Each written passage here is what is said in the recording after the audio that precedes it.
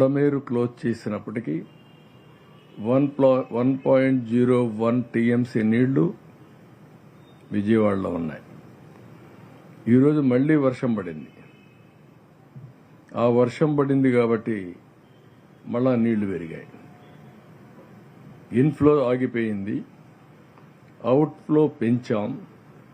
కానీ రెయిన్ వల్ల మళ్ళా స్టాగ్నేషన్కి వచ్చి ఇప్పుడు 1.2 1.02 ఆర్ 1.03 టీఎంసీ నీళ్లు వచ్చే పరిస్థితి వచ్చింది.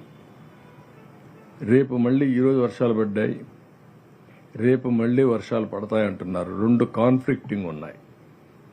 ఒకటి ECMWF, ఇది యూరోపియన్. ఇది వాళ్ళ లెక్క ప్రకారం బుడమేరు ప్రాంతంలో 0.38 టీఎంసీ నీళ్లు వస్తాయని మొత్తం క్యాచ్మెంట్ ఏరియాలో. అది వస్తే పర్వాలేదు, ఆ నీళ్లన్నీ కృష్ణా రివర్కి వెళ్ళిపోతాయి. అదే మరి విజయవాడకి 0.09 అంటే 0.09 టీఎంసీ నీళ్లు వస్తాయని. ఇది వస్తే మనం మేనేజ్ చేసుకోగలుగుతాం.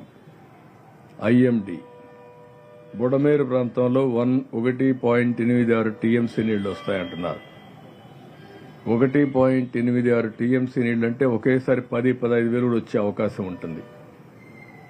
దాన్ని ఏ విధంగా హ్యాండిల్ చేయాలో ఇప్పటి నుంచి కూడా కంటిన్యూ చేస్తున్నారు. బ్రీచ్ క్లోజ్ చేశారు, హైట్ పెంచుతున్నారు, దానికి రాత్రింబగళ్ళు పనిచేస్తున్నారు. మళ్ళా ఒకసారి సమీక్ష చేసుకుంటాం, ఇంకా పెంచమని చెప్తాం. సిటీకి కూడా 0.37 టీఎంసీ నీళ్లు వచ్చే అవకాశం ఉందని IMD చెప్తున్నారు.